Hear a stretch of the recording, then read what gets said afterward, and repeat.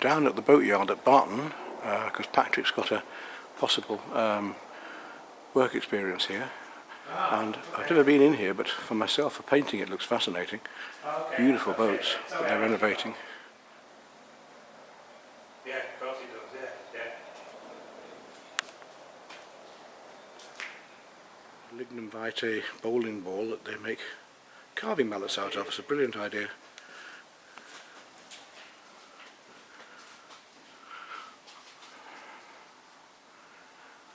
What a beautiful thing, look at that. This is the Yorkshire One design, and so is that one. This was restored about 7 or 8 years ago, and that's in the middle of restoration now.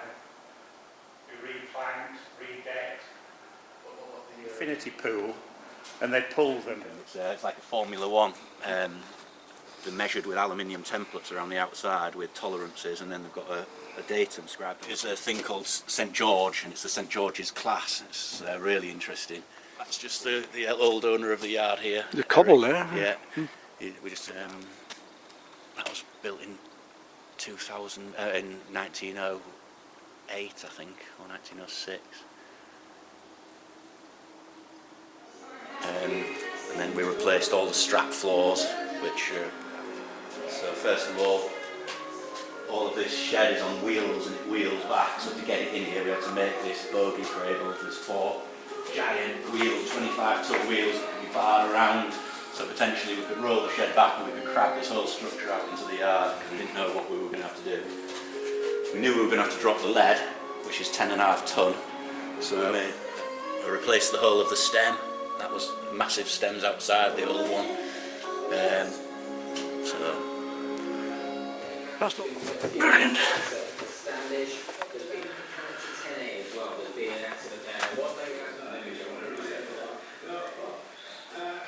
Which is fully refastened. And like these braces, this is what I said, it's fabricated, but these are all tapered, so they get smaller as they go down. So we had the old blacksmith ones, which came to here, and Rob made stainless versions and linked it all the way through. So there's like this is because it's a schooner. The main mast is aft. Terrific. One of the problems is the original plans from an era when Kelly's yacht restoration, a 1930s, but we're allowed to be called a centre of excellence because of the skill base that we've got. Pedant, he's like always taking photographs and putting down. Community project, as it were, which might serve Patrick very well indeed. Oh yeah. So there's a lot to do, lots of work on this. Yeah, I mean, so she's an ace boat, so we've been up to. Do you want to do it? That's a nice shot.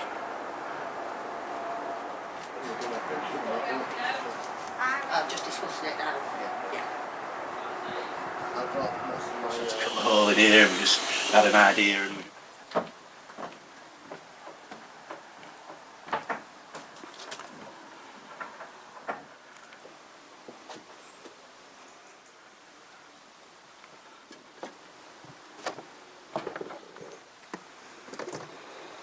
Hi, I'm Sam Gerson. This is my yacht Sequin. She's a 1961 Saxon 34 and she's been around the Atlantic several times. I've had her now for 3 years. She was down in Cornwall and I've done her up to a certain extent down there, and I've brought her up, sailed single-handed up round Dover. And I'm here for the winter in order to complete fit out and restoration before heading up to the Hebrides and Norway next year, and hopefully I'll go and see the rest of the world in the following years. Fantastic, yeah. Single-handed all the time. Yep. So a quick look inside at what's happening with the renovation. I have a paraffin stove. I've decided not to go for a gas stove because I don't like the danger issues with gas. I have a chart table which is currently covered with all my gubbins.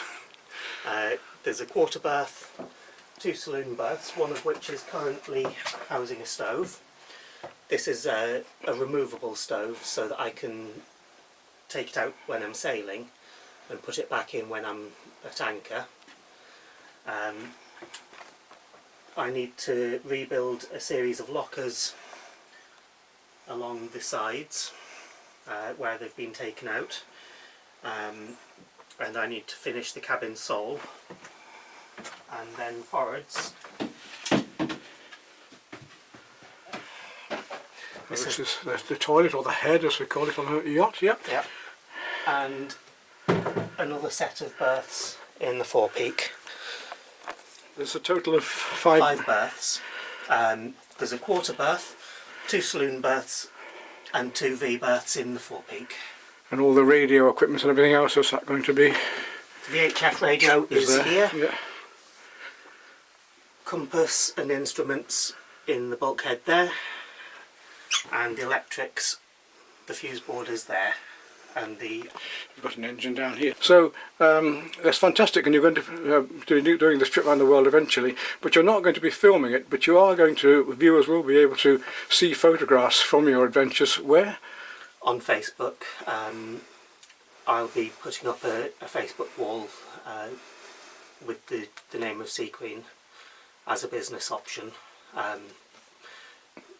It won't actually make any money, but it will allow people to see what I'm doing. So that's spelt C? S-A-E-C-W-E-N. Right. Which is the Saxon spelling for Sea Queen. Okay, brilliant. Okay, depending on what the weather's doing next year, you hope to set off approximately April, May. Then we're going to be invited back to see the yacht when she's finished, ready for that trip. Fantastic. Indeed.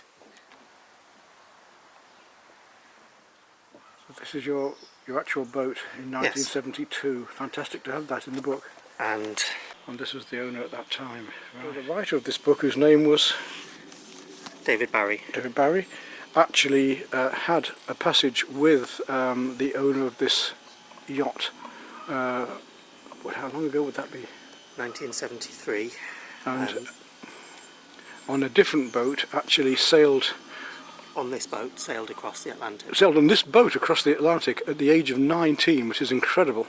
It was actually built in 1961. By Priors of Burnham-on-Crouch.